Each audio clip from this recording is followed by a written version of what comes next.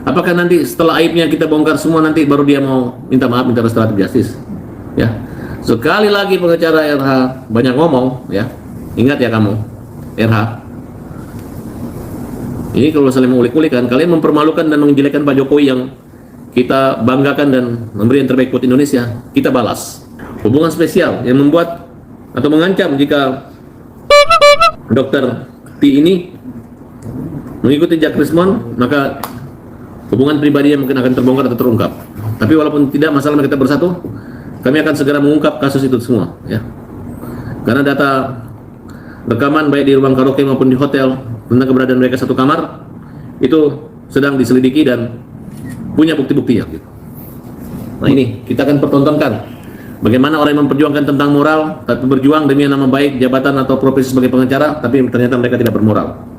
Bagaimana seorang wanita yang memperjuangkan, memperjuangkan seolah-olah ada keadilan, tapi mereka melakukan satu perbuatan yang amoral, kira-kira seperti itu. Berarti Rismond sendiri akan membongkar semuanya, Pak? Semua akan dibongkar, sudah dibongkar. Kita sudah punya rekaman pembicaraan, wawancara kita semua sudah lengkap semua. Jadi kalau dikatakan fitnah itu tidak fitnah. Bang, izin.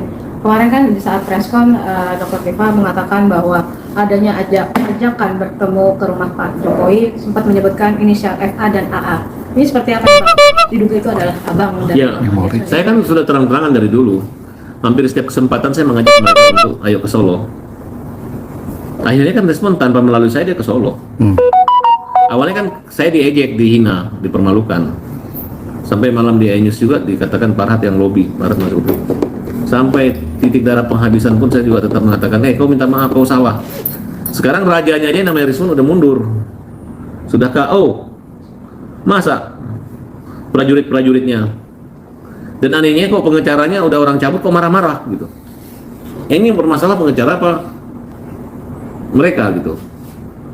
Pengacara ya udah urus lah. Kalau udah pengacara mencari uang di media sosial melalui TikToker, kemudian dia mencari uang dengan punya hubungan spesial seksual dengan klien, itu gimana? Ya kan? Apakah nanti setelah aibnya kita bongkar semua nanti baru dia mau minta maaf, minta restoratif justice? Ya. Sekali lagi pengacara RH banyak ngomong, ya. Ingat ya kamu, RH. Ini kalau saling mengulik-ulikan, kalian mempermalukan dan menjelekkan Pak Jokowi yang kita banggakan dan memberi yang terbaik buat Indonesia. Kita balas. Kita balas dengan bukti dan fakta. Katanya kamu percaya apapun perbuatan zolim, perbuatan buruk itu akan ketahuan, terungkap. Ya kan? Nah inilah mungkin jalan terang. Bahwa kalau kita tidak bersih jangan teriak orang kotor. Kalau kita tidak suci jangan teriak orang hina. Kira-kira seperti itu.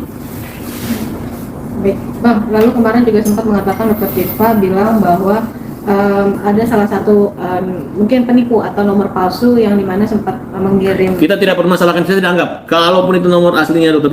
Tifa saya sarankan, lu kalau mau RG cari ke polisi, ke penyidiknya, ajukan apa, itu kan sudah diatur dalam hukum, dalam aturan hukum acaranya sudah ada. Nggak perlu menghubungin Farhad, nggak perlu menghubungi siapa. Yang ada yang menghubungi lewat kita, yang ada polisi bisa marah. Emang Farhad Abbas penyidik, kan kira-kira seperti itu.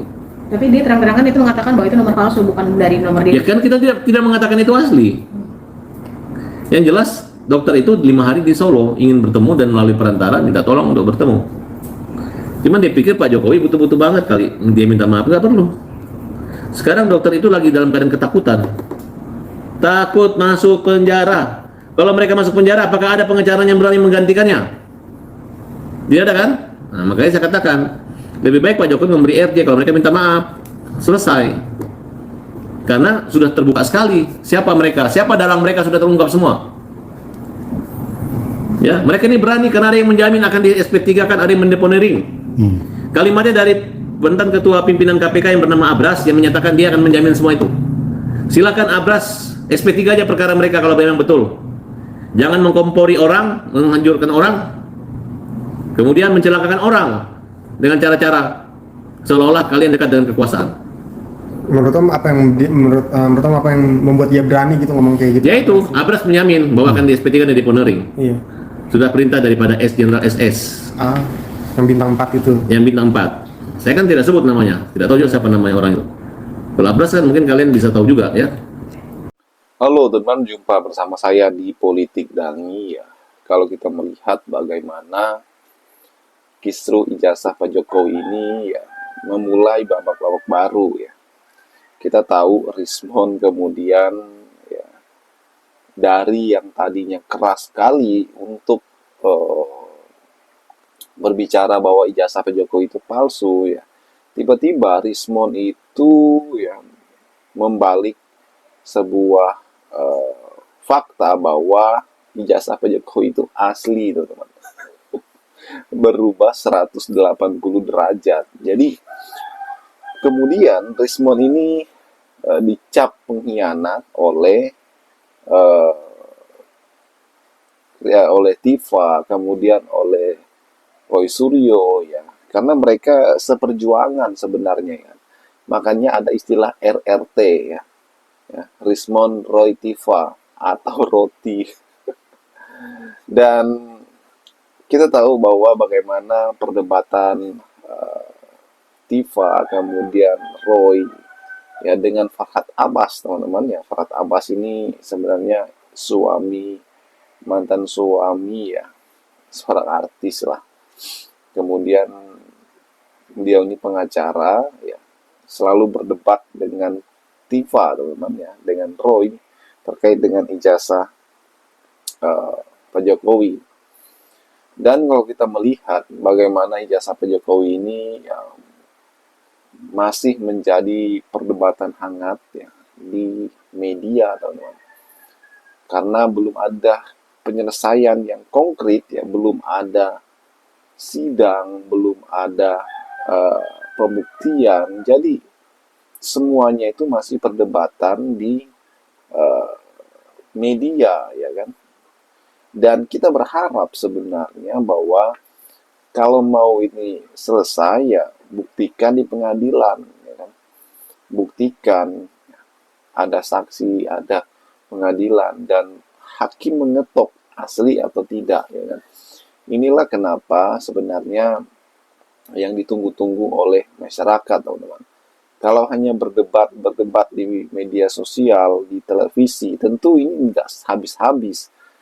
Saling lapor lah, ya. Rismon ini walaupun minta maaf malah dilaporkan oleh relawannya Jokowi, teman-teman. Ya, walaupun Rismon sudah minta maaf, sudah ke Solo, ya, berkunjung ke rumah Pak Jokowi, bertemu Gibran, ya kasus hukumnya nggak selesai. Karena Rismon diduga memiliki ijazah S2, S3 palsu ya. Inilah yang dipersoalkan lagi. Bagaimana menurut kalian?